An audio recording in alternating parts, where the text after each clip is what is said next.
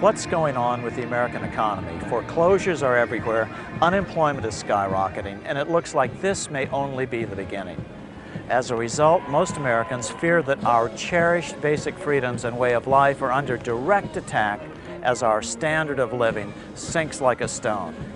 But could it be that all these problems were foreseen 100 years ago by L. Frank Baum, the author of The Wonderful Wizard of Oz? Why is this just coming out? Because when the MGM movie The Wizard of Oz was made in 1939, significant changes were made from L. Frank Baum's original book version written 40 years earlier in 1899. In the book version of The Wizard of Oz, Dorothy's slippers are made of silver, as opposed to in the film version where Dorothy's slippers are made of ruby. You take away the silver slippers on the gold or yellow brick road, and all of the other symbolism tends to be lost. Now let's see what the experts say about our current problem, then look at our history so we can understand what L. Frank Baum was trying to say in his book, The Wonderful Wizard of Oz. Well, it's no secret to any American that we're living in very precarious times. Americans are being robbed blind, and they don't even know who's doing the robbing. I mean, we clearly are, in a bus and we're heading for the edge of a cliff. And there still is probably time to change course. The only problem is the people driving the bus don't realize that there's a cliff there yet. If the problem that's grinding the economy to a halt is too much debt, and if nobody in the government, in either party, is looking at solving the debt problem, then the answer is it's going to go into a depression as far as the eye can see. And so we're going to have a massive, massive recession, or let's call it a depression, while the economy rebalances away from a service sector economy towards a good producing economy, away from a borrow and spend economy to a save and produce economy. That's what we need to do. We can't get from where we are to where we need to be without a severe depression. What can government do? The sad answer is, under our current monetary system, nothing. It's not going to get any better until the root cause of the problem is understood and addressed. There isn't enough stimulus money in the entire world to get us out of this hole. Why? Debt. The national debt is just like our consumer debt. It's the interest that's killing us. You must understand that every penny, every dollar we have in circulation is created as an interest-bearing debt. So what is the national debt? When government spends more than it collects in taxes, it has to borrow the difference by selling interest-bearing IOUs, such as U.S. bonds. When a U.S. bank buys a $100 U.S. bond, it gets to loan out 10 times that amount. So the bank not only gets back the $100 plus interest from the federal government, it gets to loan out another $1,000 it doesn't have and charge additional interest. Banks are allowed to create this extra money out of thin air. That's why bank buildings are the biggest in every town on the planet. This system of lending way more than you have is called fractional reserve lending. Almost all our money is created by banks, lending it to people, to companies, or to government. As we'll see, there is a better way for a government to get money. Simply issue it without debt for the benefit of all citizens equally. Abraham Lincoln did it, Ben Franklin did it, Jefferson wanted to do it. Honest Americans have fought against this bank-controlled debt money system throughout American history.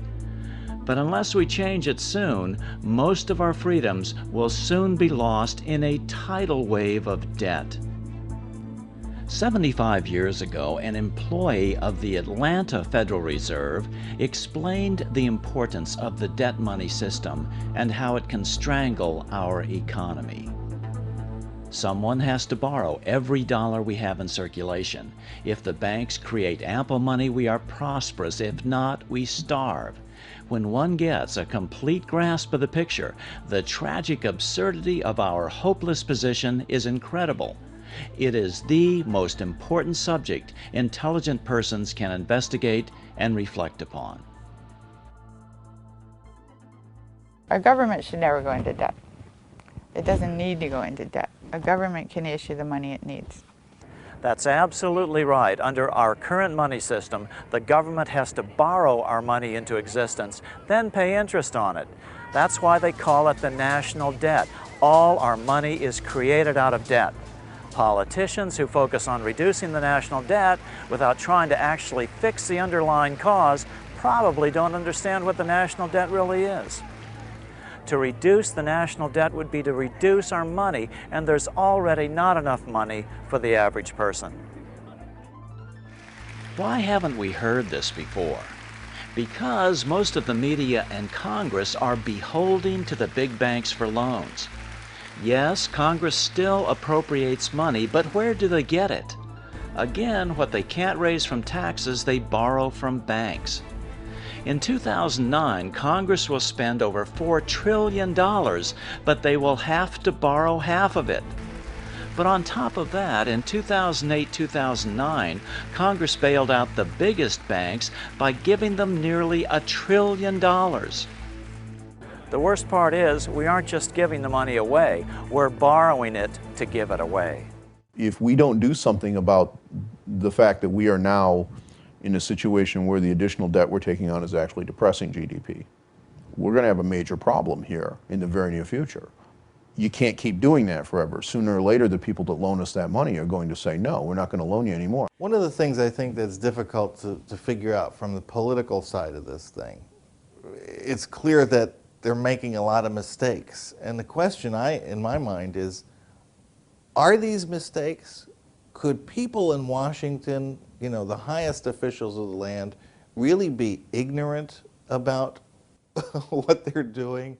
Because I can't look at what the politicians are doing in Washington. I can't look at that and say there's any hope of that working. And these guys have to face election. Now, when the next election rolls around, they're not going to be politically popular figures. There are going to be consequences for the politicians. So what makes them push the wrong buttons? The other day I heard a senator on TV say, the trouble with General Motors, they have too much debt. And so the solution is to give them another big loan. Well, you can't borrow yourself out of debt. General Motors can't, you and I can't, the federal government can't. Nobody can borrow themselves out of debt. No more than, like I said before, you cannot drink yourself sober. And that's what we're all trying to do. So it don't make any difference what kind of stimulus. And Obama, he had the right idea. We're going to build lots of new roads, but he's going to borrow the money. Well, how we can't even pay the debt now. I mean, we can't even pay the interest on it. Nobody's even talking about the debt problem as such. They're talking about the fact that, gee, the bankers aren't making enough money to live in the way that they're accustomed to. Until politicians begin to understand where the root of the problem lies, we're never going to fix this. But the good news is that the solution isn't new or radical. America used to do it long before L. Frank Baum wrote about it. Throughout American history, politicians have fought with big bankers over it. But this aspect of our history has now been erased from history books. I think we need to reconsider and rethink, perhaps, the very foundations of our economic and monetary system. The government, a government agency of some kind, should take charge of the money supply. But that's not the way it is not in Great Britain. No, not in any country. It's almost all over the world. The bulk of the money supply is now created by commercial banks as debt.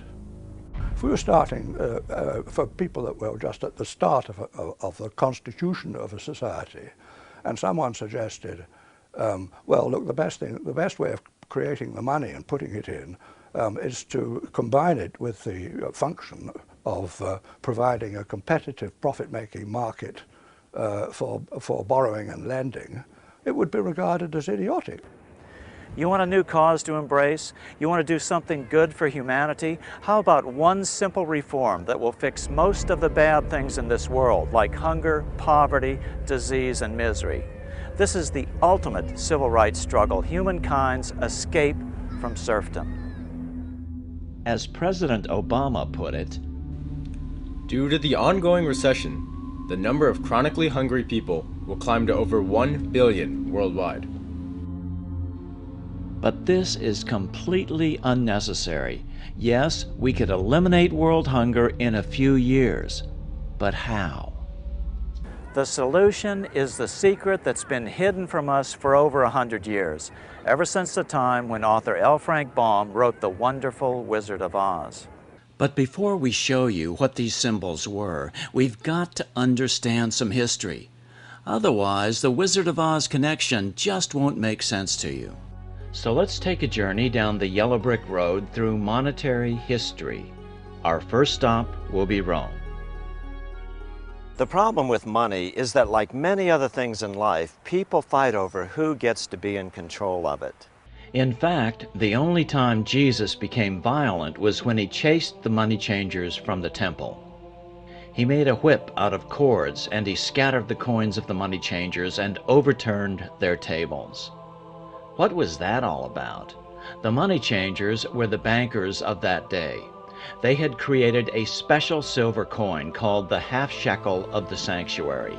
Even the poor had to have some of these coins to pay their temple tax, so the money changers could charge whatever the market would bear. This monopoly on money was nothing less than stealing from the poorest Jews on their holiest ground. This outraged Jesus just as it would outrage the senators of the Roman Republic a few years later. Although we will never know for sure, fighting over control of money may have been the cause of one of the most famous assassinations in history. What made Rome great? There were many factors, but certainly the most overlooked was the money system of the Roman Republic. About 300 BC, the Roman Republic supplied the people with a plentiful form of cheap money, money made from copper and bronze. Then they spent this cheap money into the economy. It was a revolutionary idea. Today, opponents of this money system call it fiat money, money not backed by precious metals. But what the Roman Republicans had discovered was that it doesn't matter what backs the money. All that matters is who controls its quantity. Did it work back then? It was amazingly effective. Unlike today, it was a money system created without debt to the government. This was the first great experiment in wresting the money power from the goldsmiths. This cheap form of money circulated for the benefit of all citizens equally, not just the usual gold coins, which always benefit the rich. With this new, plentiful supply of money, real wealth flowed to the common man. Without the use of either gold or silver, Rome became mistress of commerce of the world. Her people were the bravest, the most prosperous, the most happy, for they knew no grinding poverty. Her money was issued directly to the people and was composed of a cheap material, copper and brass, based alone upon the faith and credit of the nation. With this abundant money supply, she built her magnificent courts and temples. She distributed her lands among the people in small holdings, and wealth poured into the coffers of Rome. But then, suddenly Julius Caesar changed the Roman money supply drastically. He started minting gold coins with his image on them. Then he declared himself emperor for life, putting an end to Rome's great experiment in elected government. The Republicans in the Senate hated gold money and the plutocracy, ruled by the rich, that it implied. Although the senators assassinated Julius Caesar, gold money now had taken root, empowered by the very rich and the dictators they were able to buy with their gold. After Caesar's assassination, copper and brass were demonetized, taken out of circulation. The quantity of money was reduced by 90%. A deep depression set in. The average person had to sell his property just to buy basic necessities. The wealth of the nation was quickly concentrated into the hands of the richest Romans once again. Gone was the incentive to work hard and build a great nation for the common good. By 401 AD, Rome was sacked by the Visigoths, and humanity was plunged into the gloom of the Dark Ages. So, in Rome, we learned that with cheap government-issued money, the Roman Republic flourished. but under gold money it perished. This controversy between cheap money and gold money continues throughout history and, as we'll see, is symbolized in part by the yellow brick road. Flash forward 7 centuries to 1100 AD in England. There were no banks like we think of them today. What served as banks were the goldsmiths, those who made their gold into gold coins. Although most people didn't understand it, these goldsmiths controlled the economy of the nation and thereby even the politics, even in a monarchy. By acting in concert, goldsmiths could either make money scarce or plentiful. When they made their gold money plentiful, the economy of the nation flourished. When they made their gold coins scarce, a depression set in and they could buy up assets for pennies on the dollar. About 1100 AD, King Henry I, the son of England's first Norman king, William the Conqueror, was low on gold money. A series of costly wars had depleted the royal treasury. So just as colonial Pennsylvania would do hundreds of years later, Henry created a unique form of government-issued money called tally sticks. Tally sticks did not represent any quantity of gold or any other commodity. They were simply polished sticks of wood issued by the king, which he declared to be good for the payment of taxes. That made tally sticks just as good as any other form of money.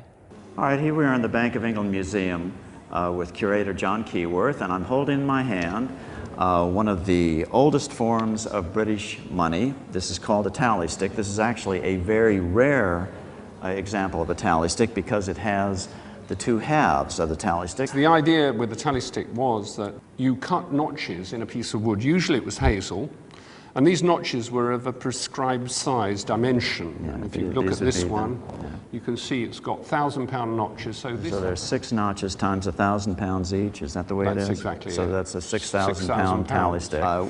This side is called the stock. This was kept by the person who made the loan, or paid the money in. I see. And this is the foil. And which so the was foil would be spent into existence, and the idea was this splitting the stick down the middle was to prevent counterfeiting, because of course a stick splits uniquely down the middle. Because when the debt was repaid, the two pieces were put together, and if they didn't tally, something was awry. The longer half of a tally stick was called the stock, the root word for stocks and bonds or stockholders. For centuries, the supporters of gold-backed money have belittled tally sticks as an unimportant form of fiat money, one not backed by gold or silver. Some authors even claim that tallies weren't a real money system because they were only used for very large transactions, but that's just not the case. And was this the common size of tally sticks? In the Middle Ages, the average size was reckoned to be the length from the tip of his thumb to the tip of his forefinger, quite short. Because if you think of it in terms of this is 6,000 pounds. That means it's a huge, huge sum of money. So the wider the spacing, the larger the larger the amount. But it was a prescribed distance. It was an inch and I think half an inch for hundreds and a quarter of an inch for tens. And then it became little lines drawn across with a saw. So it is clear that tally sticks were used for smaller denominations too, and worked well as an effective debt-free money system for 726 years. Without the crushing weight of debt-based money, England flourished into the greatest power on earth for many centuries. At their peak, it has been estimated that 95% of English money was in the form of tally sticks. Compare that to today, where the only debt-free government-issued money is in the form of coin, about 3% of the money supply in the UK and far less in the US. After democratizing the money power of the nation with tally sticks, King Henry then began decentralizing political power as well. King Henry granted something called the Charter of Liberties, voluntarily stating what his powers were under law. Before that, kings had assumed unlimited power. This was followed in 1215 by the Magna Carta, the basis of the U.S. Constitution. A new class began to develop, the merchant class. Trade routes grew, and new towns sprang up along them.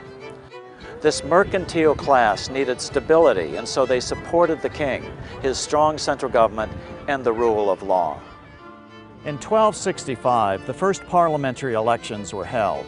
Government by the people in England was born. As money poured into the middle class, the small business persons of the day, feudalism began to break down, and the English Renaissance was born. By the 1600s, serfdom in England was legally banned. Humanity, at least in England, was finally set free. Literature flourished. Now there was money to support artistic endeavors like the plays of William Shakespeare. The nation was at ease due to a debt-free money. Although life in the Middle Ages was certainly not easy by today's standards, once tally sticks were killed and the nation became indebted to bankers, it got worse.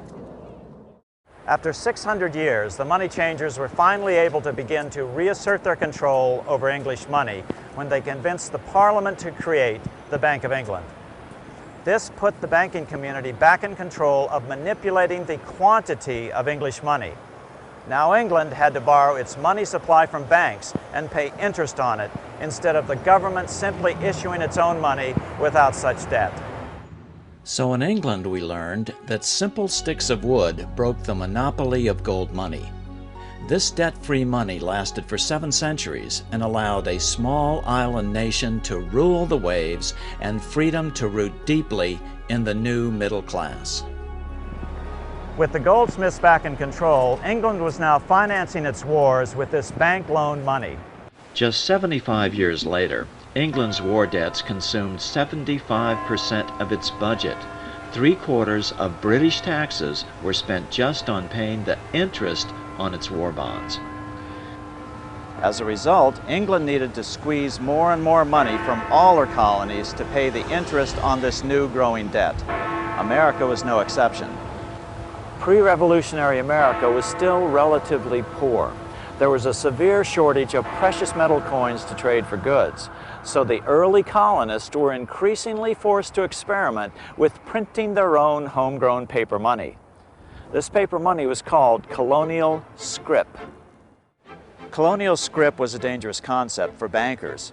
It broke the colonies free of the privately owned central bank system, where money had to be created by banks and then loaned to governments. As Franklin put it, In the colonies, we issue our own money.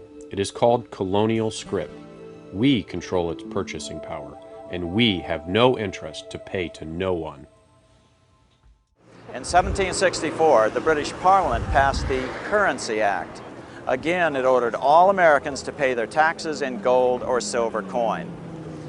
To Ben Franklin, this return to a gold money system was the basic cause for the American Revolution. The colonies would gladly have borne the little tax on tea and other matters, had it not been that England took away from the colonies their money, which created unemployment and dissatisfaction. Americans were mad and did everything they could to get around Britain's gold money system. In 1765, Parliament passed the Stamp Act, requiring that certain printed materials had to have a stamp placed on them indicating that a tax had been paid and paid in gold. This is what drove America to open revolt. Do you understand what that means? Without gold, you could literally buy or sell nothing. Why? Because the British had successfully forced the colonies to pay for everything using only a precious commodity, gold. This is the very definition of the word plutocracy, rule by the rich. These people that deal with gold and silver only have never spent 1 minute of actually trying to figure out how it worked in history, how it would work in real life, and the only way they can support their gold theories is they just treat it as religion and said, we don't have to understand it, we just know that that's God's money and it'll work, and that's not true. By the outbreak of the Revolution in April 1775, the colonies started printing a new form of paper money to finance the war. It was called continental currency because, unlike colonial scrip, it was the first issued by the new central government. Continentals worked great at first, but then the British started counterfeiting it massively, sending it to America literally by the bale. By the end of the war, the currency was virtually worthless. As George Washington lamented, a wagon load of money will scarcely purchase a wagon load of provisions.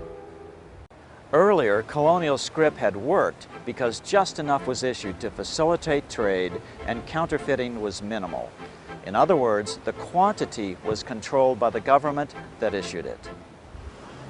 Gold bugs today try to claim that because paper money didn't work during the Revolutionary War, it shouldn't be used today.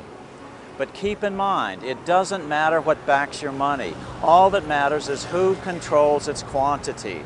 Will it be your elected officials, or will it be some unelectable banker? Colonial paper money before the Revolution had worked so well that the Bank of England had Parliament outlawed and forced America to use only gold money, gold which they controlled. In our next stop on the Yellow Brick Road, which represents the banker's gold money system, we find how the curse of the privately owned central bank first came to America. In 1781, towards the end of the war, the Continental Congress met here in Philadelphia. They pondered what to do about their grave financial situation. The money was so worthless that people papered their walls with it. Congress finally agreed to give a group of bankers a monopoly on creating U.S. money by loaning it to the government. It was the first privately owned central bank. The plan, of course, was modeled on the Bank of England. The new bank would be called the Bank of North America. It would be the first of a string of controversial, privately owned central banks, which Congress would charter, then in the face of public outrage, uncharter over the years. 4 years later, in 1785, the value of the new currency had plummeted. Inflation was rampant. Prices had risen by 72%.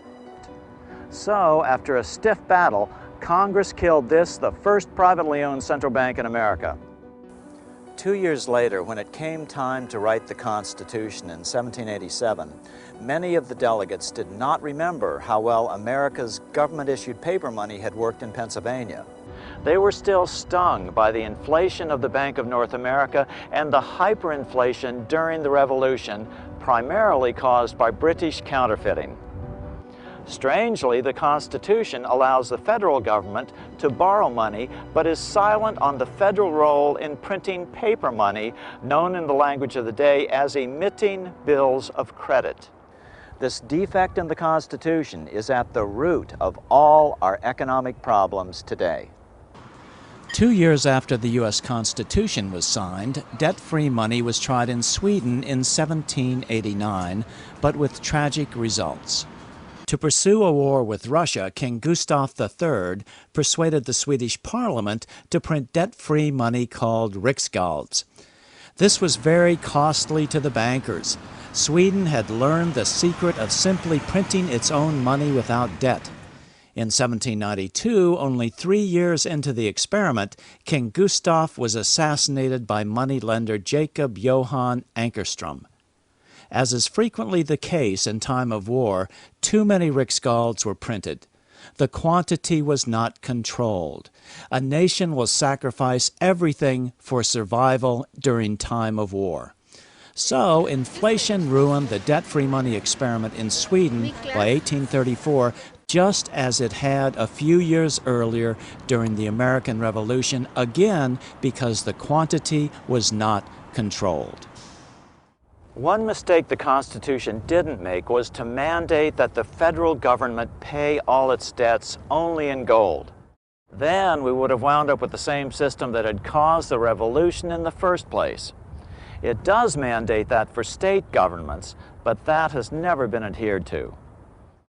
All the Constitution had to do was to mandate that only Congress could issue the nation's money, debt-free, just like most people think happens today. This defect in the Constitution left the door wide open for bankers to ram a bill through Congress in 1791, 4 years after the Constitution had been signed, to turn over creation of the nation's money to private bankers once again. Like all the privately owned central banks that would follow, the new bank was given a name that would deceive people into thinking it was part of the U.S. government, but it was not. It was called the First Bank of the United States. This is actually the original building here in Philadelphia. After a contentious debate, Congress finally granted the new bank a 20-year charter, a private monopoly. Again, the nation's money would be created out of thin air by the new bank and loaned to the government and to private individuals, all at interest, just as our money supply is created today. So, if there was $100 million worth of money in the economy, there would be $100 million worth of national debt. Debt the citizens and their children would have to pay interest on by taxation. And so it is today. The national debt is roughly the same as the national money supply. As Secretary of State, Jefferson watched the borrowing with sadness and frustration, unable to stop it. I wish it were possible to obtain a single amendment to our Constitution, taking from the federal government the power of borrowing. Although Jefferson served 2 terms as president from 1801 to 1809, nothing was done until the bank's charter came up for renewal in 1811. The press openly attacked the bank, calling it a great swindle. Some writers have claimed that the head of the Bank of England warned that the United States would find itself involved in a most disastrous war if the bank's charter were not renewed. After another contentious debate, the bank's renewal bill was defeated by a single vote in Congress. Within 5 months, the War of 1812 was on. In 1813, Jefferson wrote to his son-in-law, John Epps, Although we have so foolishly allowed the power of issuing our own debt-free money to be filched from us by private individuals, I think we may recover it. The state should be asked to transfer the right of issuing paper money to Congress in perpetuity. Jefferson had it exactly right. Congress and only Congress should have the right to issue America's paper money, and at no interest to no one. In 1814, the British successfully attacked Washington and burned the White House and the Capitol. After the conclusion of the War of 1812, the very next year, the bankers were back trying to get Congress to reinstate their precious privately owned central bank. Jefferson lashed out in a letter to then Treasury Secretary Gallatin. The Treasury, lacking confidence in the country, delivered itself bound hand and foot to bold and bankrupt bankers pretending to have money, whom it could have crushed at any moment. But despite Jefferson's protests, in 1816, Congress passed a bill giving another 20-year charter to a new privately owned central bank, the second bank of the United States. Once again, the English debt money system was back in control of America. It was almost like the Revolution had never happened. But then the bankers ran headlong into Old Hickory Andrew Jackson. By 1828, opponents of the bank nominated Senator Andrew Jackson of Tennessee, the hero of the final battle of the War of 1812, to run for president. The banks poured millions into Jackson's defeat, but to no avail. The American people were fed up with the privately owned central bank and wanted out. Jackson was swept into office. In 1832, with Jackson's re-election approaching, the bank tried to have their charter renewed early in the hopes that Jackson wouldn't want the controversy of a fight with bankers just before the election. They were wrong. Although Congress passed the renewal bill, Jackson vetoed it. His veto message drew a direct line between the bank and its masters in the Bank of England. It is easy to conceive that great evils to our country and its institutions might flow from such a concentration of power in the hands of a few who are irresponsible to the people. Controlling our currency, receiving our public monies, and holding thousands of our citizens in dependence would be more formidable and dangerous than a military power of the enemy. Nicholas Biddle was head of the Second Bank of the United States. He was brazen with the financial power he wielded over the nation. He even threatened to cause a depression if Jackson's veto were not overturned. Nothing but widespread suffering will produce any effect on Congress. Our only safety is in pursuing a steady course of firm monetary restriction. and I have no doubt that such a course will ultimately lead to restoration of the currency and the recharter of the bank. Biddle made good on his threat. America was quickly plunged into a deep depression. Property was foreclosed on for pennies on the dollar. Jackson responded forcefully. You are a den of vipers. I intend to rout you out, and by the eternal God, I will rout you out. Eventually, the nation's newspapers sided with Jackson and the bank was not rechartered. Jackson then set about paying off the national debt, a debt caused by the government borrowing the nation's money supply into existence. Jackson was the only president who ever paid off the national debt. A few weeks later, an assassin tried to shoot President Jackson. He stuck 2 pistols in his stomach, but both misfired. Jackson solemnly warned the nation about any future attempts to establish another privately owned central bank.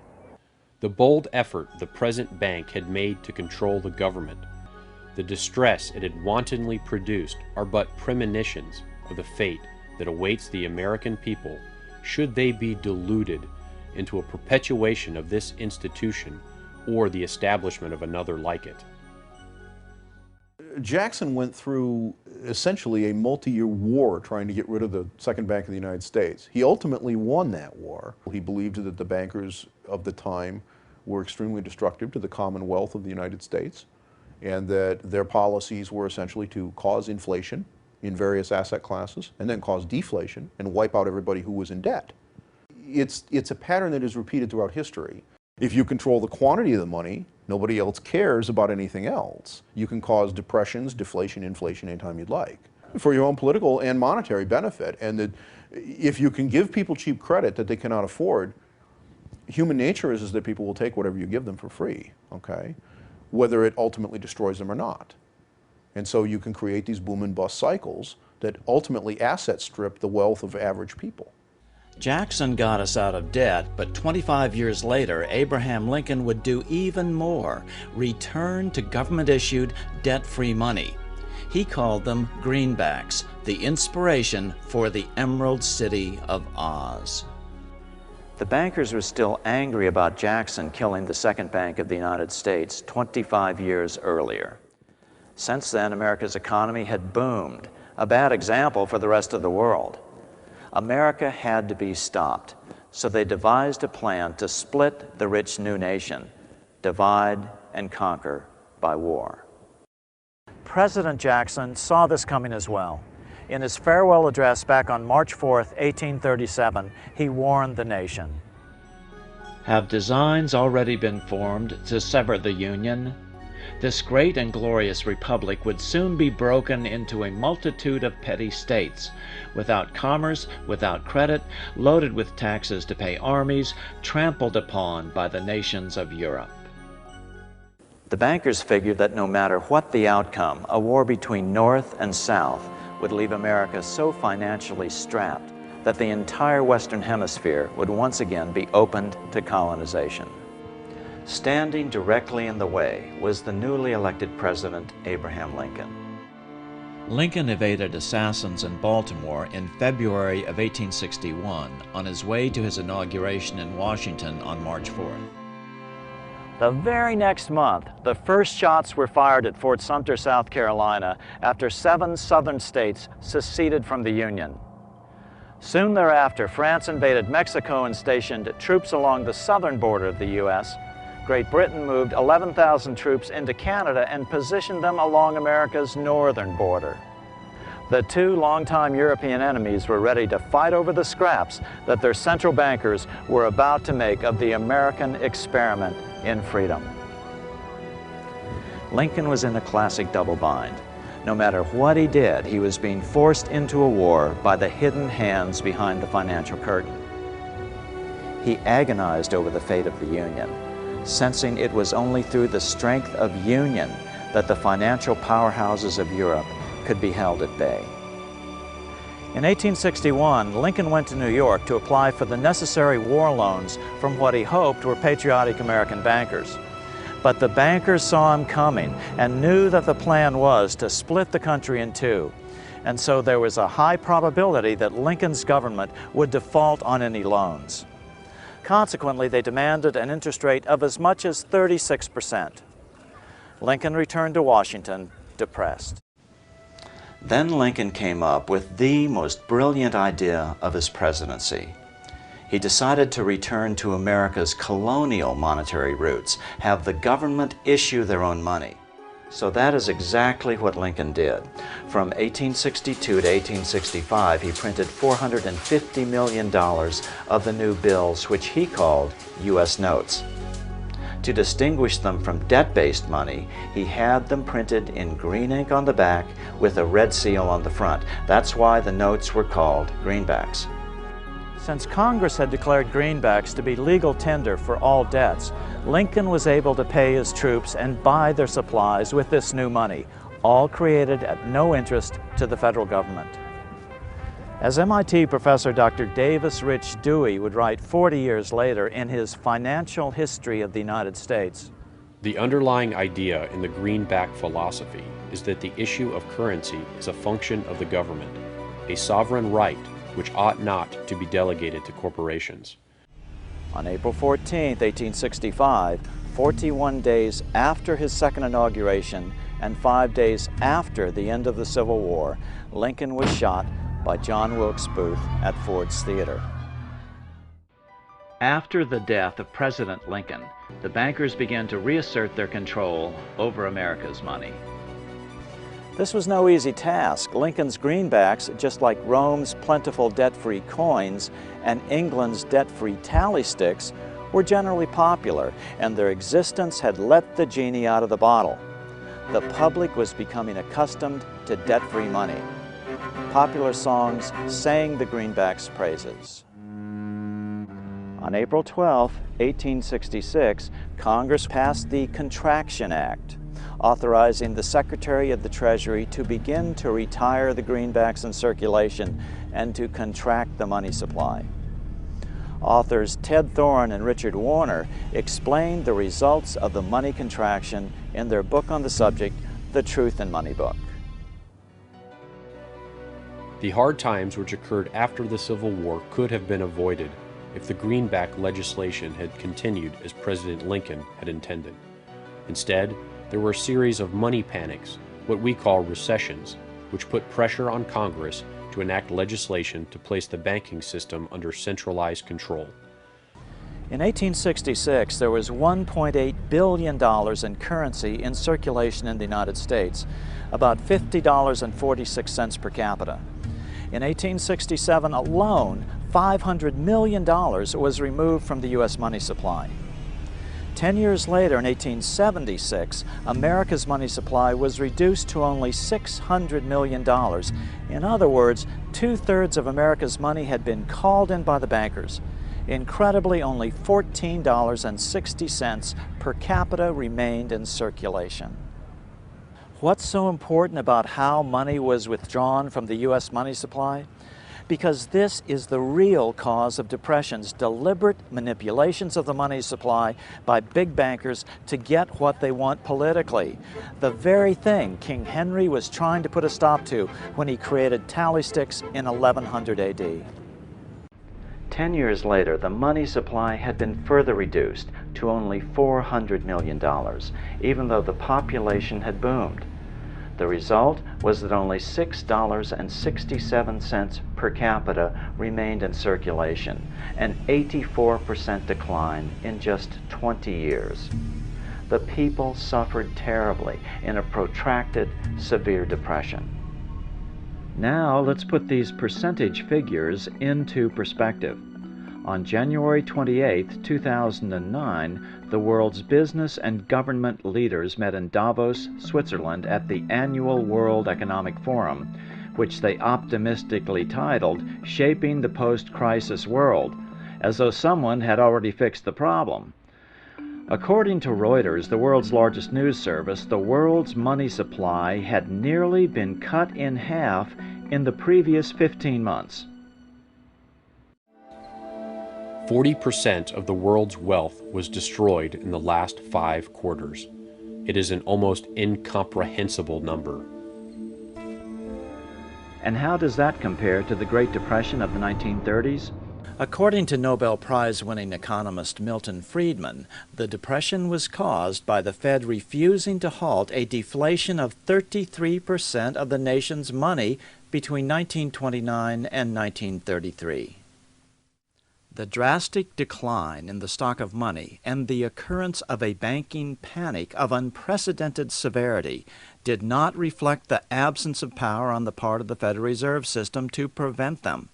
In retrospect, the contraction could almost certainly have been prevented and the stock of money kept from declining or, indeed, increased to any desired extent.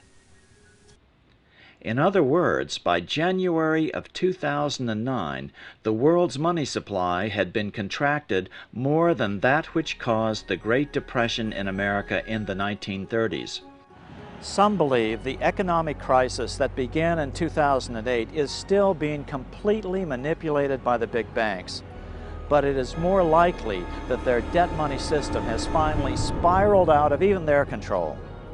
In 2008 and 2009, nations poured unprecedented money into the system to prevent its collapse. At the very least, unprecedented inflation will surely follow.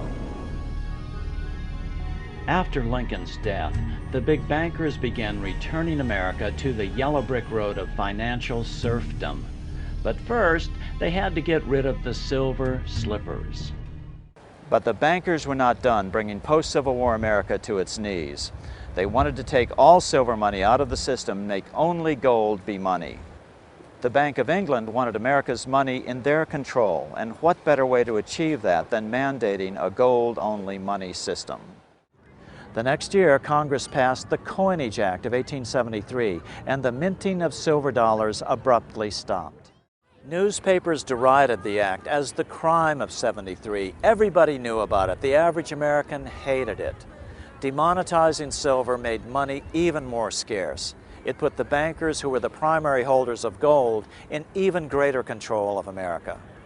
It's been a puzzle to a lot of economic historians, this obsession with keeping the amount of currency so strictly limited. It didn't seem to comport with the expanding economy of the time. You have this rapidly expanding economy. You have immigration that in part's fueling it. You have westward expansion. You have new industries, new technologies, and yet you have a restricted money supply, which makes it increasingly difficult for people to engage in consumption and purchases and other types of economic activity. By 1873, L. Frank Baum was just 17 years old, but he was already publishing a local newspaper in his hometown of Chittenango, New York. By 1877, the nation was in an uproar over the hated crime of '73. Riots broke out from Pittsburgh to Chicago. The torches of starving vandals lit up the sky. The bankers huddled to decide on their next move. They decided to hang tough. At the 1877 meeting of the American Bankers Association, the ABA, they urged their membership to do everything in their power to put down the notion of a return to greenbacks. The ABA Secretary, James Buell, authored a letter to the members that blatantly called on the banks to subvert not only Congress, but the press. It is advisable to do all in your power to sustain such prominent daily and weekly newspapers, especially the agricultural and religious press, as will oppose the greenback issue of paper money, to repeal the act creating banknotes, or to restore to circulation the government issue of money, will be to provide the people with money and will therefore seriously affect our individual profits as bankers and lenders. See your congressman at once and engage him to support our interest that we may control legislation. Political parties advocating a return to greenback money sprang up and ran candidates for Congress and president. In the 1878 elections, 21 independents were swept into Congress, mostly greenbackers. 2 years later, in 1880, the American people elected General James Garfield president. Garfield understood how the economy was being manipulated. As a congressman, he had been chairman of the Appropriations Committee and was a member of the Banking and Currency Committee. Garfield understood the ability of the very wealthy to manipulate gold money. He investigated the cause of the Black Friday gold market scandal of 1869, when financier Jay Gould and others cornered the gold market, causing wild fluctuations in the price. This is a photograph of the actual quote board from the New York gold trading room, which Garfield introduced as evidence during a congressional investigation the following year. This is Garfield's handwriting. After his inauguration, he slammed the money changers publicly in 1881. Whoever controls the volume of money in any country is absolute master of all industry and commerce. And when you realize that the entire system is very easily controlled, one way or another, by a few powerful men at the top, you will not have to be told how periods of inflation and depression originate. Garfield understood, perhaps only coincidentally, however, within a few weeks of making this statement on July 2nd, 1881, President Garfield was assassinated. After Garfield's assassination, the Depression deepened, leaving the unemployed to face poverty and starvation. Produce was left to rot in the fields. The country was facing poverty amidst plenty because there was insufficient money in circulation to keep the wheels of trade turning. The country sorely needed the sort of liquidity urged by Lincoln and the Greenbackers, but the bankers insisted that allowing the government to print its own money would be dangerously inflationary. That was their argument, but critics called it humbuggery.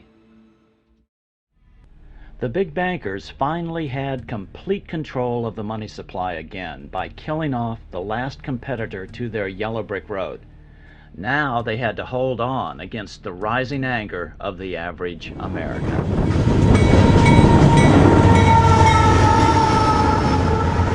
In 1888, L. Frank Baum moved his family to Aberdeen, Dakota Territory to open a general store.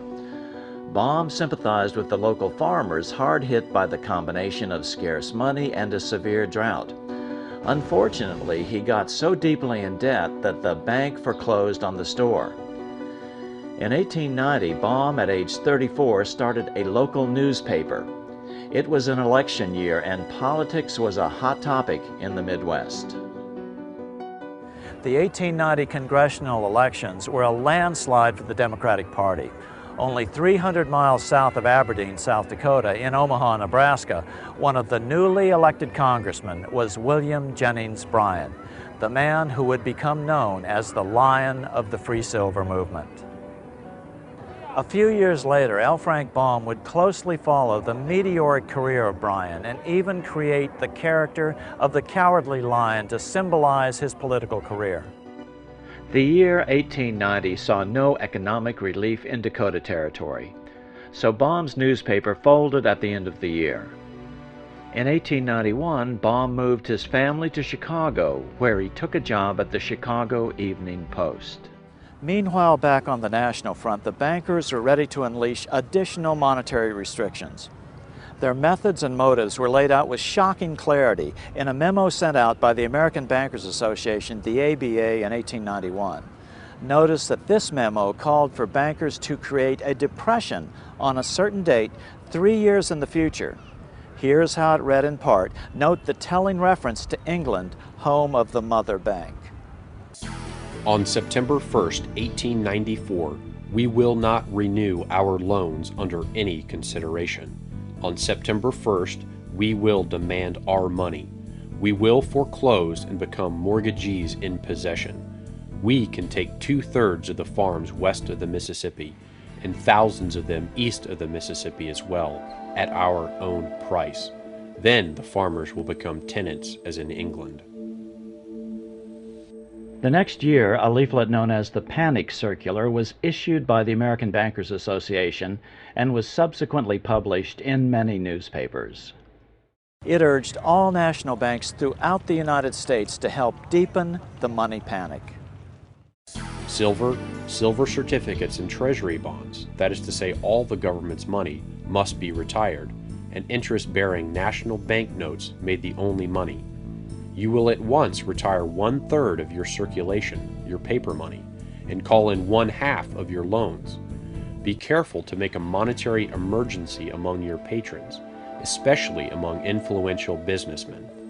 The future of our debt-based money system depends upon immediate action, as there is an increasing sentiment in favor of government legal tender notes and silver coinage.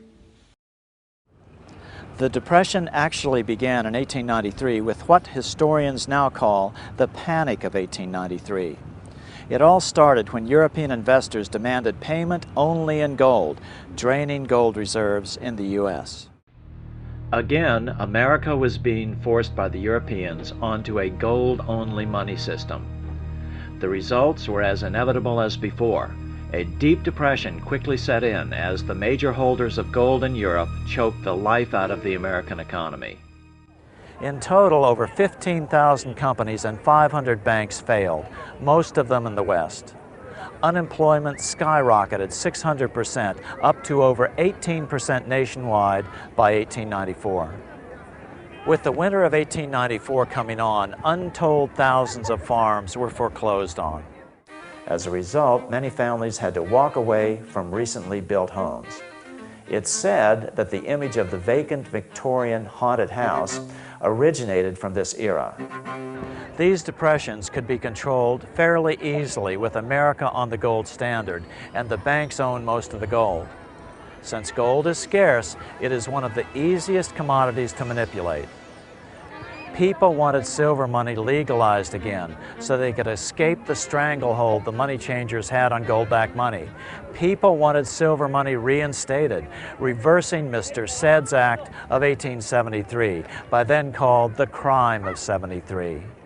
Bankers and financial institutions tended to oppose silver as part of the backing of the currency. They didn't have control over the mining and production of silver in the West, and without that control, they couldn't have the overall control they liked over the currency. Most monetary reform advocates today argue that the solution to our current economic woes is a return to a gold standard.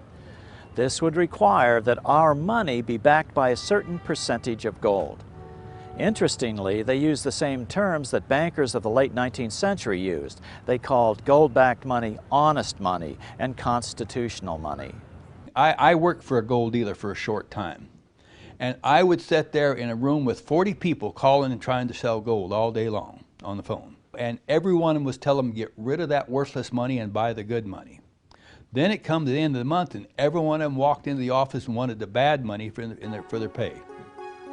As the Depression deepened and big banks continued to buy up farmers' foreclosed properties, a lion emerged out of Nebraska to try to break their deadly chokehold on the American economy. 1896 was a pivotal year in American history. L. Frank Baum was now living in Chicago and deeply interested in politics. But to make a living for his wife and 4 children, he worked as a traveling salesman. When he was home, he was writing his first children's stories. On the political front, the presidential campaign of 1896 would see the explosive money issue dominate the election. The farmers of the West were sick and tired of the bankers not lending out their gold money. In fact, most of the money that was still in circulation was about $300 million worth of Lincoln's old greenbacks. A virtually unknown former congressman from Nebraska, William Jennings Bryan, ran for president as a Democrat and embraced the free silver issue, which the Populist Party had unsuccessfully tried earlier. Bryan's father had been an ardent greenbacker. The New York bankers were well aware of the anger and tried to control the 1896 Democratic Convention. An article said to have been published in a banker's magazine of 1892 shows not only their attempts to manipulate the politics of the day, but also their deep contempt for the average American voter, whom they refer to as the inferior social stratum of society. We must go forward cautiously and consolidate each acquired position, because already the inferior social stratum of society is giving unceasing signs of agitation. Let us make use of the courts. When through the law's intervention the common people shall have lost their homes, they will be more easy to control and more easy to govern, and they shall not be able to resist the strong hand of the government acting in accordance with the control of the leaders of finance. As the quote continues, notice how they try to manipulate the population into focusing on diversionary political issues. We must keep the people busy with political antagonisms. We will therefore speed up the question of reform of tariffs within the Democratic Party, and will put the spotlight on the question of protection for the Republican Party. By dividing the electorate this way, we'll be able to have them spend their energies at struggling amongst themselves on questions that for us have no importance whatsoever. Now let's return to the 1896 Democratic Convention. The issues were remarkably similar. William Jennings Bryan represented the embodiment of all the Democrats' wrath against the gold money system. At the Democratic National Convention in Chicago in 1896, Bryan made an emotional speech entitled Crown of Thorns and Cross of Gold. Bryan's speech was so powerful that it propelled him from relative obscurity to the presidential nomination on the 5th ballot at the tender age of 36. Amazingly, we have Bryan's actual voice recreating portions of this famous speech, recorded years later with the advent of recording technology. Although the recording does not capture the power of the original moment, it does allow us to hear Bryan's voice. I come to speak to you in defense of a cause as holy as the cause of liberty, the cause of humanity. Never before in the history of this country has there been witnessed such a contest as that through which we have just passed. Bryan's recreation recording then skips significant portions of his original speech. According to the official proceedings of the Democratic National Convention, Bryan continued with these important references to America's monetary history. What we need is an Andrew Jackson to stand as Jackson stood against the encroachments of aggregated wealth. We say in our platform that we believe that the right to coin money and issue money is a function of government. We believe it. We believe it is a part of sovereignty. Those who are opposed to this proposition tell us that the issue of paper money is a function of the bank, and that the government ought to go out of the banking business. I stand with Jefferson rather than with them, and tell them, as he did, that the issue of money is a function of the government, and that the banks should go out of the governing business. Remember the 1892 memo from the Bankers magazine, which bragged that they would try to busy the Democrats with the tariff issue? Here's where Bryan refers to that very issue. They ask why it is we say more on the money question than we say upon the tariff question. I reply that if protection has slain its thousands, the gold standard has slain its tens of thousands. When we have restored the money of the Constitution, all other necessary reforms will be possible, and that until that is done, there is no reform that can be accomplished. However, the gold standard and its 30-year-long restriction on the money supply had become so unpopular that even most Republicans had come out against it. Now, Bryan's recording picks back up.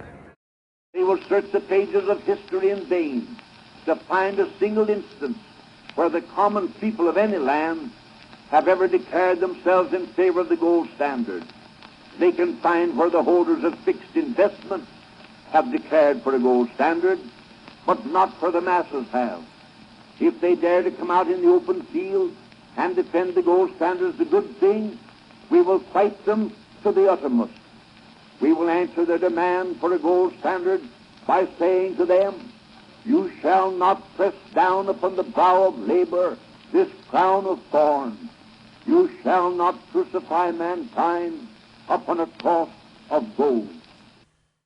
The bankers were scared. The average American farmer was mad about the lack of a plentiful money supply. Now it looked like they had finally gained sufficient political force to win the highest office in the land and disrupt all the bankers' plans. As a result, the 1896 campaign was among the most fiercely contested presidential races in American history. Though Bryan was only 36 years old at the time, this speech is widely regarded as the most famous oration ever made before a political convention. The McKinley campaign outspent Bryan by a 5-to-1 margin. Bryan's strategy was to take his political campaign on the road. Bryan invented the National Stumping Tour. He made over 500 speeches in 27 states during the 4-month campaign, an average of 4 a day, many of them lasting over 2 hours. Across the nation, tens of thousands of Americans rallied around Bryan's appearances with torchlight parades. L. Frank Baum's own son wrote that Baum marched in more than one torchlight parade for Bryan. The battle became so heated that thousands of miles away in Alaska, the highest mountain in North America, Mount McKinley, was even named for Bryan's opponent, Republican William McKinley. It seems that the first gold miner on the mountain, a man named William Dickey, named the mountain in honor of the gold money candidate in retaliation because his many silver mining friends so zealously supported William Jennings Bryan.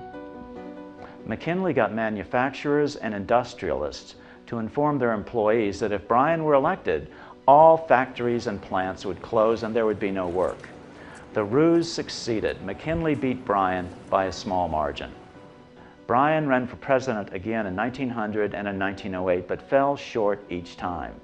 But the threat his presence presented to the national bankers afforded the Republican alternatives, Roosevelt and Taft, a measure of independence from the bankers.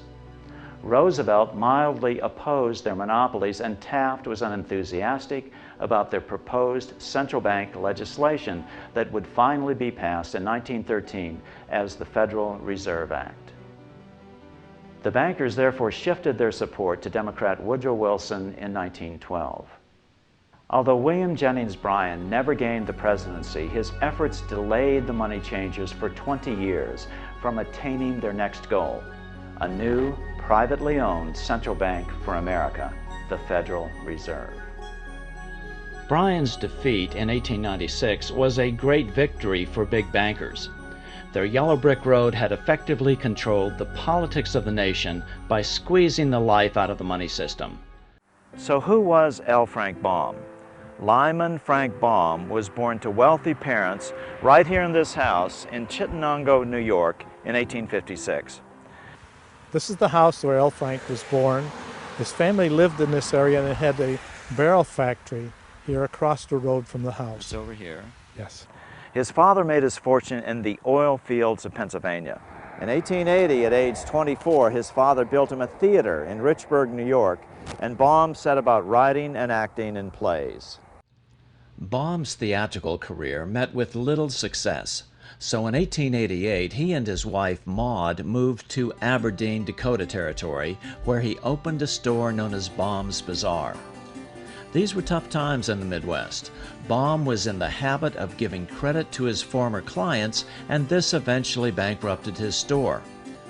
Baum turned to editing a local newspaper, the Aberdeen Saturday Pioneer. Baum, however, was not the owner of this Republican newspaper. Jobs were scarce, and Baum was forced to write for his Republican audience despite his family's liberal to populist political leanings. By 1891, times had grown so tough in Dakota Territory that even Baum's newspaper failed. So he moved Maud and their 4 sons to Chicago, where he took a job reporting for the Evening Post. Like most writers, he had to work multiple jobs to feed his growing family. In 1897, Baum wrote and published Mother Goose in Prose, illustrated by Maxfield Parrish. In 1900, Baum and Denslow published The Wonderful Wizard of Oz. The book was the best-selling children's book for 2 years after its initial publication. Baum and Denslow teamed up to produce a musical stage version of the book that was also a huge financial success. Early film versions were produced in 1910 and 1925, but the MGM classic movie starring Judy Garland as Dorothy was produced in 1939. This version included many changes that largely obscured the monetary reform symbology. Dorothy's silver slippers were changed to ruby slippers to take advantage of the new Technicolor process. Now, with the history of money in America laid out, let's take a look at the Wizard of Oz to see if these symbols make sense. Well, the principal and most powerful symbolic reference is, of course, the yellow brick road and the silver slippers. In the book version of The Wizard of Oz, Dorothy's slippers are made of silver, as opposed to in the film version where Dorothy's slippers are made of ruby. You take away the silver slippers on the gold or yellow brick road, and all of the other symbolism tends to be lost. The original populist solution was government-issued money called greenbacks. But the greenbacker movement had failed, so the populists had switched to expanding the money supply with government-issued silver coins. The underlying dispute, however, was not what money was made of, but who should issue it, private bankers or the people themselves through their representative government. The first person Dorothy meets along the way is the Scarecrow, representing the supposedly ignorant Western farmer. Although he thinks he doesn't have a brain, the Scarecrow proves to be very clever at figuring things out on the trek to Washington. And this was Baum's way, perhaps, of saying that the farmer, in fact, did understand the basics of economics, and that an expansion of currency was, in fact, a legitimate way of improving the condition not only of the farmer, but of the economy as a whole. Next, Dorothy and the Scarecrow meet with the Tin Woodman, Baum's symbol for the factory worker. And what he needed was some oil or liquidity. He needed the liquidity of more money in the system. As Professor Hugh Rockoff of Rutgers University put it in his 1990 article in the Journal of Political Economy, the Tin Woodman had joined the ranks of those unemployed in the Depression of the 1890s, a victim of the unwillingness of the Eastern gold bugs to countenance an increase in the stock of money through the addition of silver. And then there was the Lion, who represented William Jennings Bryan. Bryan was actually called the Lion of the Silver Movement. He was the leader.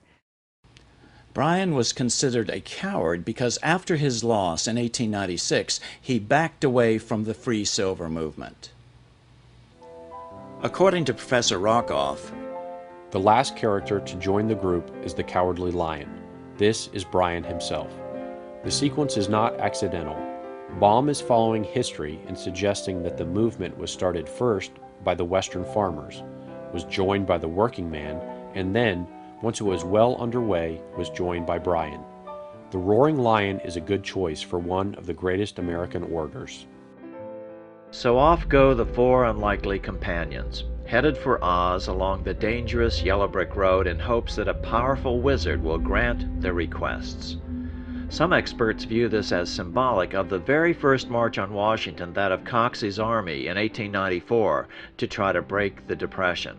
Jacob Coxey was a successful businessman who led a march from the Midwest to Washington, D.C. to seek redress for the economic plight of millions at the time who were suffering during the crisis of the Depression of 1893.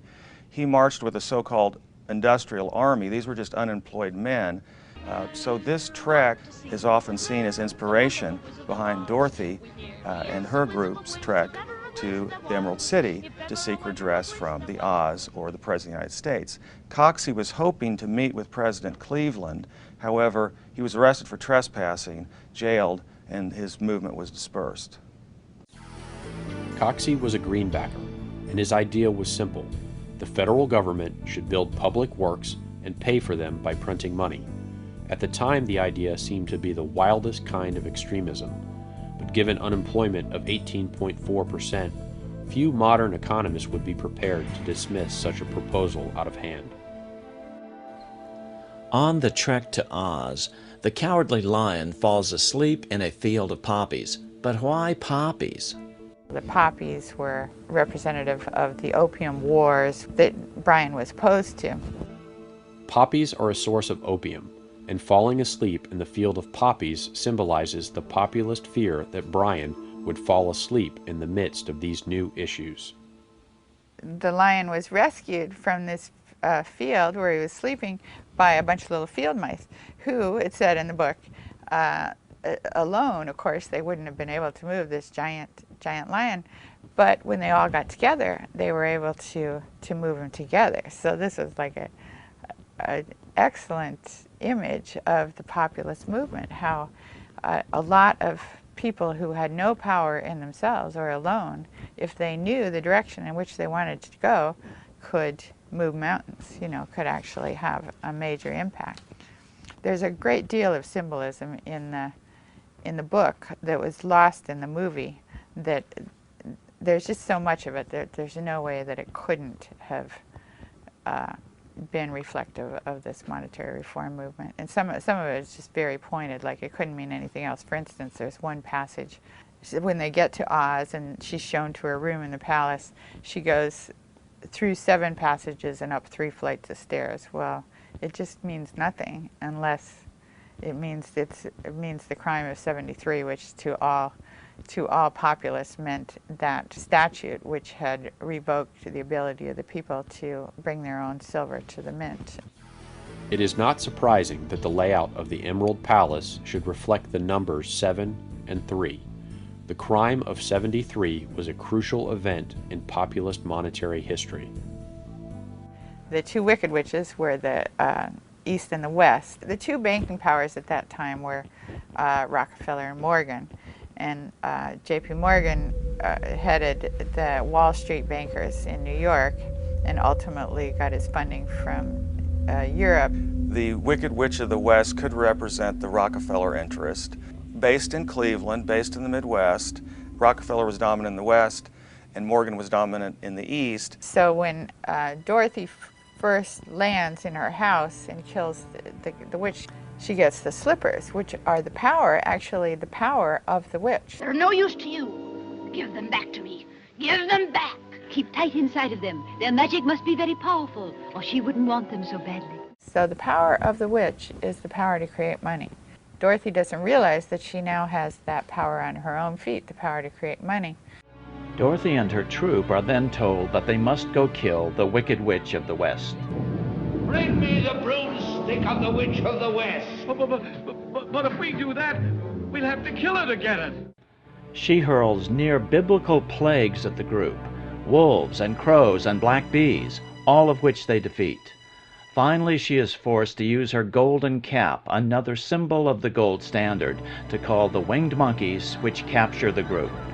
Dorothy eventually kills the witch by pouring a bucket of water on her, suggesting the liquidity that silver money would add to the economy, breaking the stranglehold of the bankers' gold money system. With additional liquidity, the economic fortunes of those people can be improved. People wanted government-issued money, silver in this case. The banks had forced America onto a gold money standard. Then they could cause a depression anytime they wanted to, merely by reducing the supply of gold money. When they return victorious to the wizard, Dorothy is asked to sew the wizard's getaway balloon out of green cloth. Then the wizard accidentally leaves without her. Fortunately, Dorothy is able to seek out Glinda, the good witch of the South. Oh, will you help me? Can you help me? Dorothy is then told that the power to solve her problems has been with her all along. She only needs to click the heels of her silver shoes together 3 times. Like Dorothy, America itself had the power to solve its problems simply by expanding the money supply, government-issued silver money. When Dorothy finally gets back to Auntie Em and Uncle Henry in Kansas, she finds that the silver shoes have fallen off her feet, just as the silver issue was vanishing in the late 1890s. And Baum was right. The silver cause would become a distant memory once the United States became firmly committed to the gold standard with the passage of the Gold Standard Act in 1900. The same year, The Wonderful Wizard of Oz was published. L. Frank Baum never admitted embedding the symbols of monetary reform in The Wizard of Oz. Consequently, some fans vehemently deny that there is any connection. However, the period immediately after the book's release may offer some helpful clues regarding his motives. References to current affairs appear in a number of Baum's later works. In 1901, Baum worked on a comic opera entitled The Octopus or the Title Trust. This was while he was still trying to break away from writing any additional Oz books. However, the public pressure became too great as The Wizard of Oz continued to grow in popularity. Eventually, Baum appeared to lose all interest in politics as he became wealthy from having written what would become the most popular children's story in history.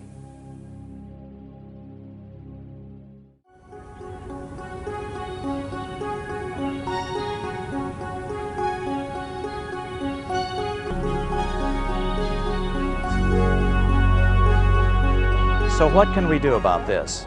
There are several alternatives. They fall into two general categories: actions at the federal level and actions at the state level. There are three basic federal level solutions, all of which have at their core that government should issue and control the quantity of money, and commercial banks can only lend out the money they actually have. British citizen James Robertson splits up the money power between two competing governmental bodies. The British government would publish monetary objectives approved by Parliament, for example, an inflation range of 2 to 3%. Then the Bank of England would create just enough debt-free money to achieve those objectives. It would then give this money to the government to spend into the economy by the normal budgetary process. This is an agency of society. It's a public agency acting in the public interest.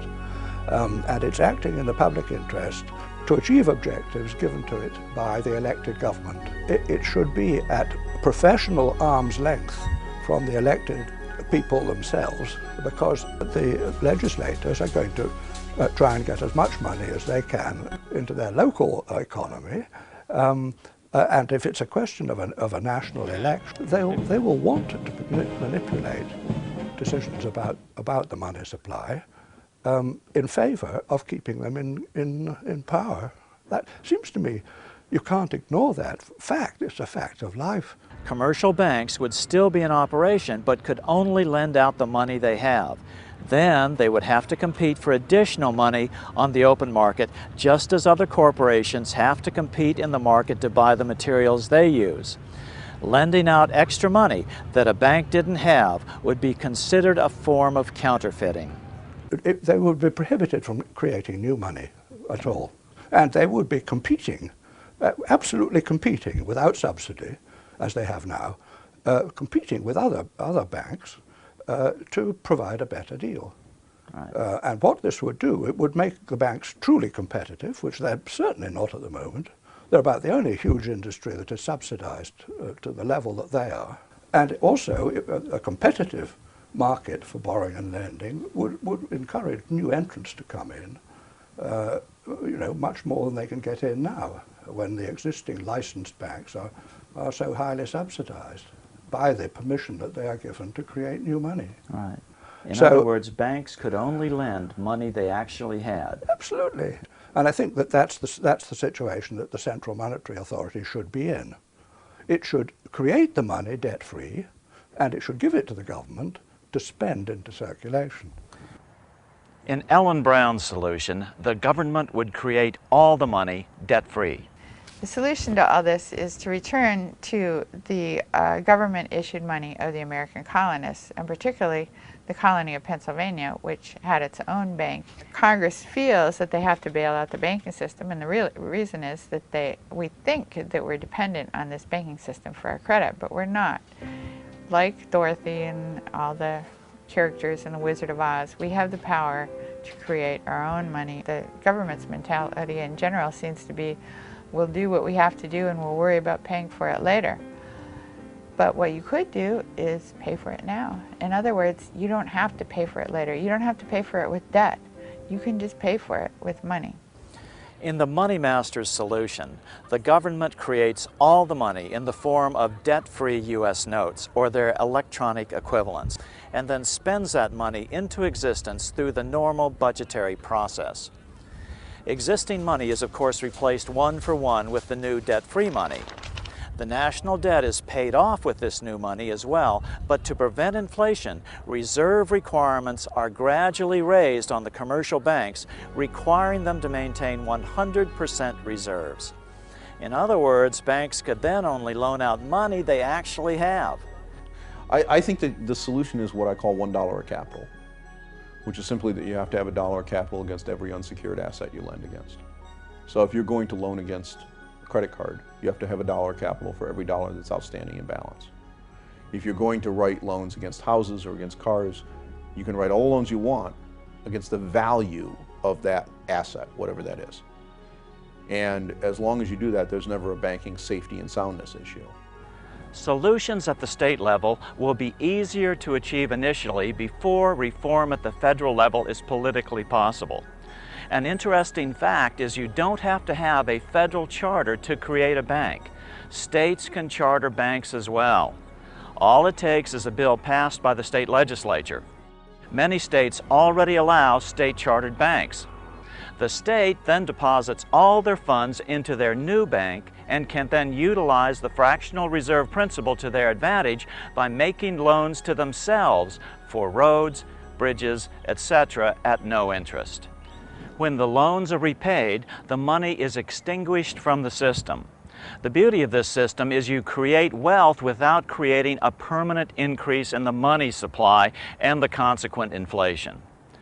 During the Civil War, Virginia authorized counties to issue their own debt-free money.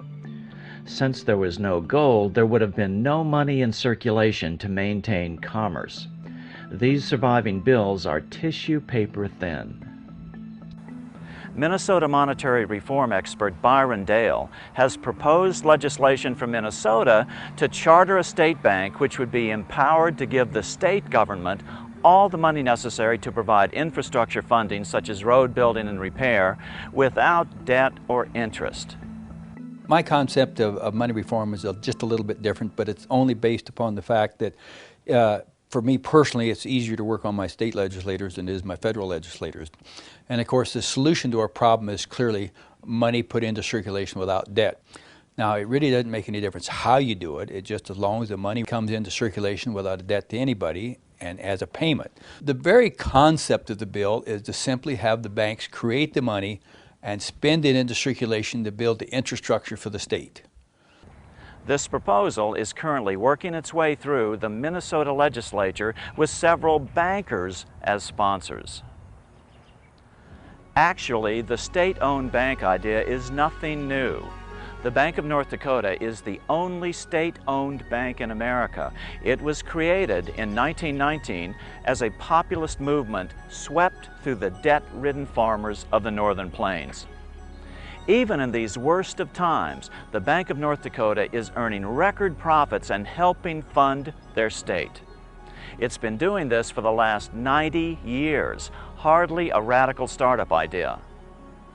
According to the bank's president, Eric Hardmeyer, we are the depository for all state tax collections and fees. We plow those deposits back into the state in the form of low-interest loans. Over the last 10 to 12 years, we've turned back $1/3 of $1 billion just to general fund to offset taxes or to aid in funding public sector needs. Not bad for a state with a population of 600,000. In 2009, the state of North Dakota does not have any funding issues at all. We, in fact, are dealing with the largest surplus we've ever had. Interestingly, the Bank of North Dakota idea was initiated by a group of Swedish immigrants to North Dakota in the early 1900s. Community banking had been going on in Sweden for at least a century before that. Around 1820, the Swedes came up with the idea of the savings bank. These full reserve banks only lent out money they actually had. They decentralized the money power and were encouraged by the government as a way for municipalities to fight poverty. These operated on what was known as the church steeple principle. where the bank could only make loans to customers whose houses could be seen from the highest church steeple in town. These community banks increased the common wealth instead of the big bankers' wealth. This helped Sweden grow rich, which helped Stockholm to grow into the magnificent Venice of Scandinavia that we see here today. But then the debt-based bankers attacked the savings banks. They first convinced most of them to consolidate into bigger and bigger banks. Then the Swedish Parliament was convinced to pass a law allowing the non-profit savings banks to be bought up by the commercial banks. After a series of mergers, these banks are now called Swedbank. They were under a severe attack during the 80s, but many of the saving banks still remain in the country. And they are very effective, and especially because they decentralize the power and give it back into the hands of the citizens. They empower the local communities. And in times of crisis, they have proven to be more profitable than the big banks. Now there are only about 50 savings banks left, a small remnant of a great idea for publicly owned banking that shows that communities or even nations can operate debt-free. Iceland's tiny economy and sparse resources were also nurtured by a series of public interest savings banks. Despite a population of a little over 300,000 people and a gross domestic product of around only $12 billion, Iceland is one of the most civilized nations on earth. But then the government privatized the savings banks, similar to the Swedish savings banks 20 years earlier. But in Iceland's case, even the Landsbanken, which essentially was the Bank of Iceland, was privatized as well. For the first few years, things looked good. The economy doubled. But under the surface, the private bankers were creating a huge financial bubble. They opened a new offshore internet bank called IceSave, targeting depositors in the UK and Holland by offering attractive interest rates for new depositors. Hundreds of thousands of new accounts were opened. Entire towns and police department pension funds put their money into IceSave, as did charities such as cancer relief funds. Using fractional reserve lending, IceSave fanned that into billions for questionable new loans. IceSave started investing in European ventures, especially in Russia. Many now believe that IceSave actually became a money laundering operation for the Russian mafia. All the while trading on the good reputation for solid banking Iceland had built up over the previous decades. However, when the bank was privatized, it still used the good reputation of Iceland to grow huge and do, lots of criminal activities. And the owner, Björgólfur Thor, he became one of the rich boys in the world really quickly, one of the billionaires. I've seen documents linking him to the Russian mafia and his father. One oligarch that fled to the UK confirmed that Iceland was used as a money laundering machine for the Russian mafia. When the crash came in 2008, the big Icelandic banks quickly failed. In the 5 years' time they were privatized before the collapse, they actually grew 10 times the Icelandic GDP. And when it collapsed, you can imagine how huge the collapse was, because they collapsed onto the shoulders of the nation or the taxpayers. The Icelandic parliament at first poured enormous amounts of taxpayer money into them to try to save them, but they still failed. Then the government bailed out all the Icelandic depositors, but the IceSave accounts were not in Iceland and were never insured by the Icelandic government, and so they were not bailed out. However, in the face of tremendous political pressure at home, the British and Dutch governments bailed out the IceSave accounts of their citizens, and then tried to make Iceland pay for it at terms that have decimated Iceland's fragile economy. The income tax of more than half of the nation, just the interest of this particular loan. Then you have other loans, then the we would have gotten from, in 2007, being the most developed nation in the world, into a nation spending all its GDP just paying interest of foreign loans. Inflation shot up. Icelanders soon discovered that even the principal on their home mortgage loans was indexed to inflation.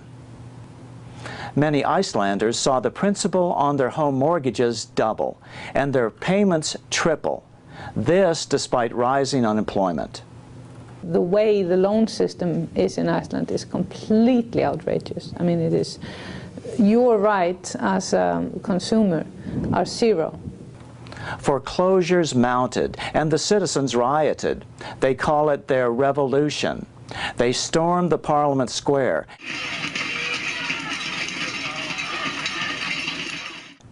The president was forced to call for a referendum. 93% of the people voted not to bail out the bankers. The Brits aren't exactly as shining lights here about how to handle international relations. No, it's one of the worst conducted, most absurd things I've seen in a long time, really. I mean, it's obvious that the Icelandics cannot afford to pay this money back. What we've just seen is the first anti-bailout tax vote here. Now the ruling party is trying to convince Iceland to join the European Union to be eligible for loans to save its economy. The people, however, seem unconvinced that more and more debt is the solution. Iceland now seems determined to take back their money power and not take on more national debt. What I want to implement here is a healthy banking system where you don't have fractional reserve, you don't have high interest, the bank should not serve as mafia outlets. It should be something that is important for the communities. Over 70% of Iceland now opposes joining the EU, and some are now supporting proposals for cities to start up savings banks based on the Bank of North Dakota model to provide local credit and stop the rising wave of housing foreclosures. We're not part of EU yet. They are trying to put us in it with 70% of Icelanders don't want to join the EU, but the Social Democrats are in power and that is their sole mission, to get Iceland into the EU. Iceland is proud of its democratic heritage. Iceland is the home of the oldest parliament in Europe, having met annually for over 1,000 years. For the first 800 years, the Icelandic parliament met at this site, where the North American tectonic plate meets the European plate.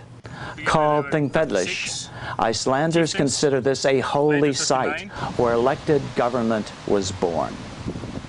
Today, Iceland is the new battleground as it attempts to become the first nation in modern times to escape the serfdom of the debt money system.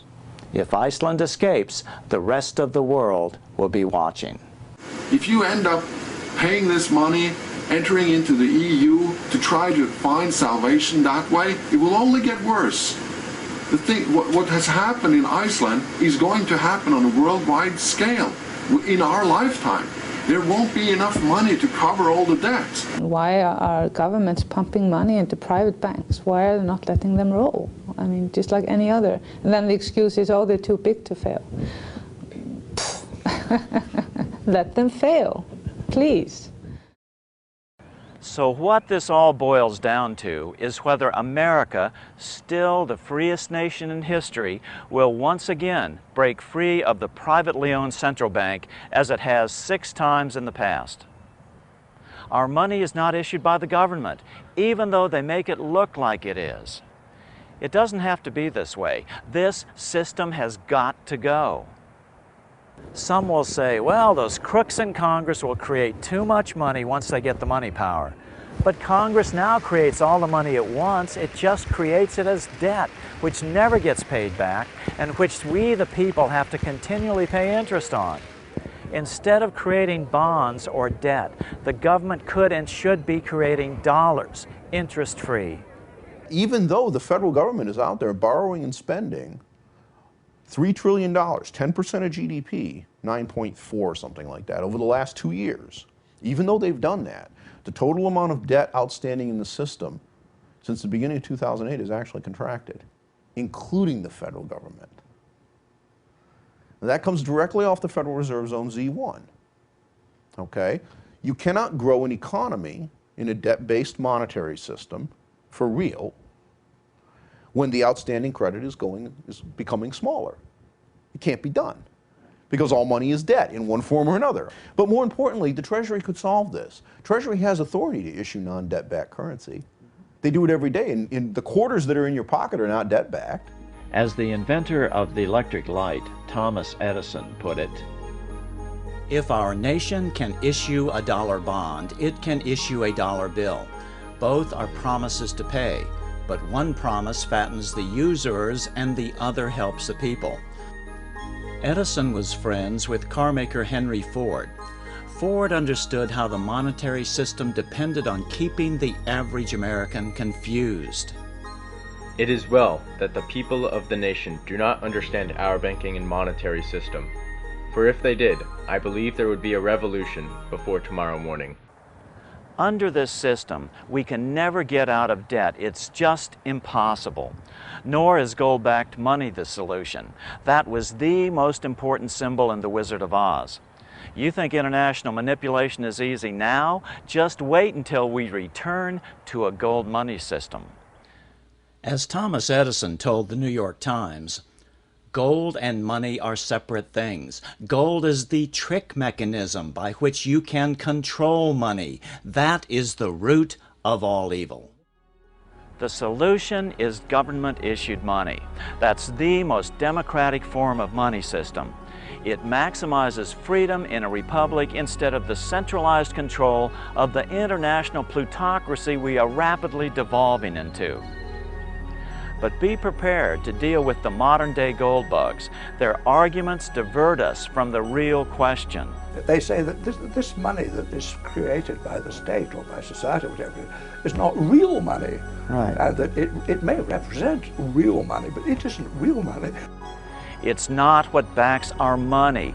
It's who controls its quantity. That's what The Wizard of Oz was all about.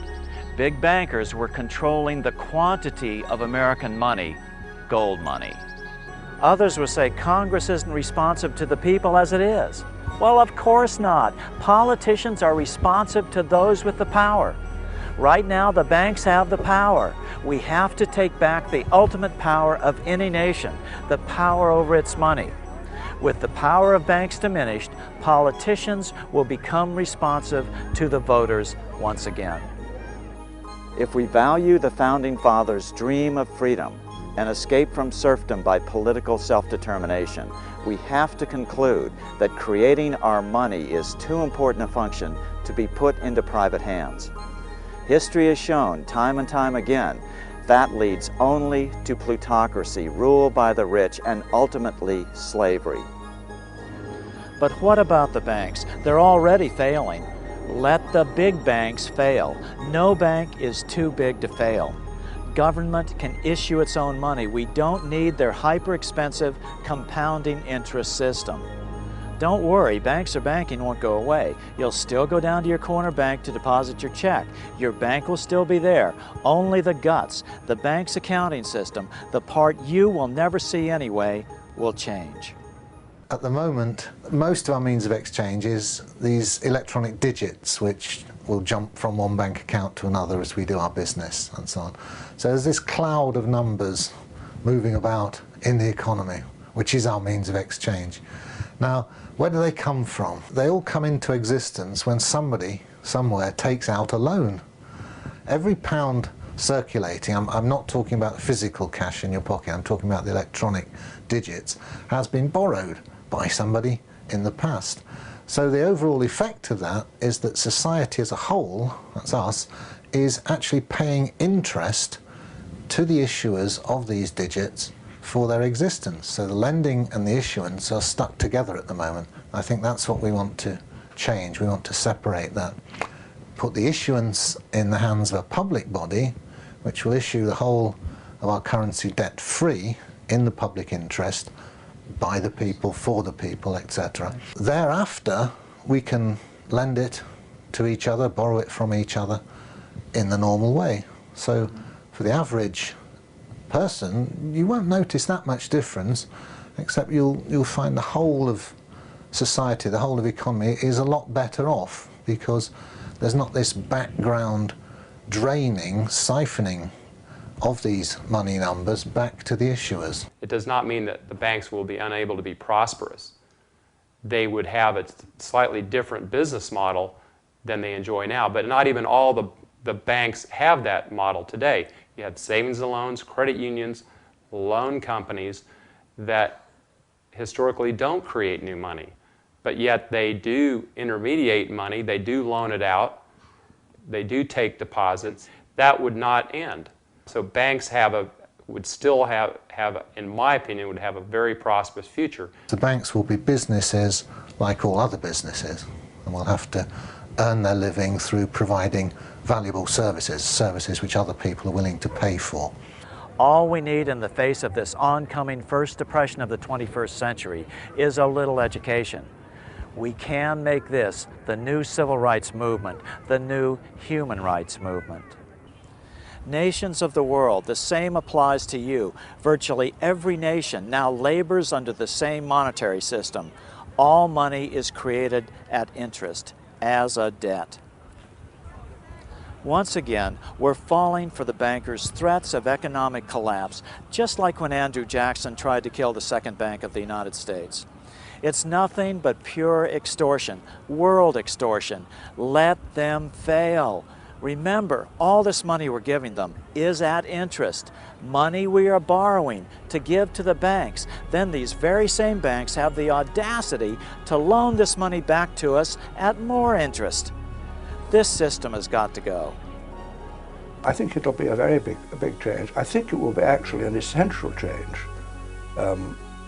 looking to, let's say, the next 100 years or so, in the survival of our species. Absolutely. To get this thing straight.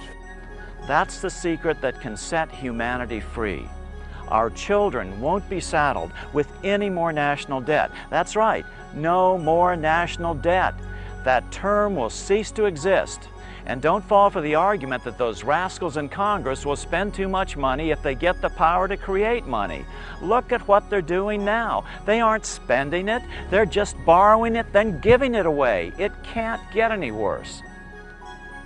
The questions raised by the study of the symbolism embedded in the wonderful Wizard of Oz are even more important when you understand that this is not just an American problem, it's totally international. This privately owned money system is worldwide and is literally the primary cause of most of the world's hunger, poverty, misery, and disease. After William Jennings Bryan's loss in 1896, their cause started weakening, their ship started to sink. In 1900, L. Frank Baum's wonderful Wizard of Oz was like a desperate flare fired into the night of history, hoping that someone across the centuries would notice, would pay attention to the greatest issue of their era and ultimately ours, humankind's escape from the debt money system. Let's follow the example of Abraham Lincoln when he issued greenbacks in 1862 to save the nation from permanent division. So before you come up, Bill, I'd just like to say on behalf of the movement, thank you for the work which you've done all these many years. Thank you for producing such entertaining, informative, intellectually captivating and very useful material in your very unique way. Ladies and gentlemen, Bill Still.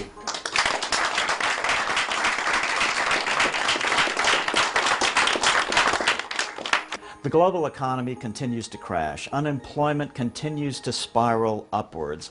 Government budgets are tightening dramatically in the wake of the global real estate bubble, a bubble that was specifically caused by banks being in complete control of the money supply instead of sovereign nations being in control of their national currency. That is the basic problem that we're facing, and until this problem is addressed, no amount of national austerity will stop this continuing cascade of negative economic events. England is trying the last thing there is to try. That's to dramatically cut government spending. They call it austerity. But to those of us in this room, we are all acutely aware that this austerity is not going to work. So it's our obligation to be able to say why this is not working and offer a reasonable solution, and we call that solution monetary reform. Monetary reform rests on two great inviolable pillars to me. The first one is that government borrowing must be forbidden. The second one is that banks must stop lending money they do not have. On the first one, the money power, the power to create the national money, is the most important power of a sovereign nation. In fact, it is the very definition of sovereignty. Nations do not have to borrow. Nations can create. The problem is that when a nation borrows from a bank, as Proverbs tells us, the borrower becomes servant to the lender. That is not sovereignty. So what is the result? The nation becomes addicted to the loans, and the banks then have power over it. So you no longer have a sovereign democracy. You have rule by banks. Political science has coined a term for this. It's called plutocracy. This is our primary problem with the economy of every nation today. They have allowed the national debt system to predominate. I say, no more national debt. Let's use the U.S. example today. Mr. Obama has stimulated the economy with about $2 trillion. But here's the problem. He's borrowed the money. So he's borrowed the money mostly from the big banks with interest attached. And then what has he done? He's simply turned around and given this money, given it back to the banks, supposedly to lend to us. What kind of a system is this? It's insane. You couldn't design a worse possible system. Banks must stop lending money they do not have. This, as we all know, is called the fractional reserve lending system. It allows banks not to lend out twice as much money, not 3 times as much money, but 10 to 12 times as much money if they follow the rules. And as we know, with the results of the 2008 debacle, here, at least in the United States, that the big banks were leveraged 50 and 52 to 1. Freddie and Fannie were leveraged 72 to 1. Goldman Sachs was leveraged 333 to 1. And then just about 6 months ago, Mr. Obama gets on TV and says, you know, I think we should just eliminate the reserve requirement altogether. So 333 to 1 is not enough. Only infinity will do. If you or I did this, we would be charged with fraud and or counterfeiting. This fractional reserve system allows the banks to consolidate the wealth of the nation, and that combined with the national debt allows them to use that leverage to control the politics of the nation. So this is a two-pronged problem. When the wealthiest private citizens have control over the money supply, then the government is no longer sovereign. It is no longer the supreme power of the land and can no longer operate in the public interest. Government determined by the citizenry and directed by their elected representatives is still all that stands between us and serfdom. Rule by the rich. In today's world, the democratic aspects of government have been significantly eroded entirely and completely because government has lost these two great pillars of truth. They are borrowing from bankers. They have lost control over the quantity of the national money. Those are the two pillars. This is why we know that no amount of austerity or further government borrowing can possibly fix this problem. This week in England, I met with some wonderful younger folks, you saw one of them just now, who have latched on to these essential truths, both formally within the monetary reform community and last night, up-and-coming students at the London School of Economics. These young, inquiring minds realize that old ways aren't working, that something is very wrong. They can't get jobs the way their parents could just a generation earlier. They are now propelled through both self-interest as well as the normal idealism of young adults to start looking outside the box of their traditional training for something that will work. This is a great force. This is wonderfully encouraging. Now more than ever before, I am convinced that our reforms are inevitable and in the relatively near future. The truth of the manipulation of our money supply can no longer be hidden. These fresh young faces will supply sufficient youthful energy to finally break humanity free of the enslaving shackles of the debt money system. That's all. Any questions?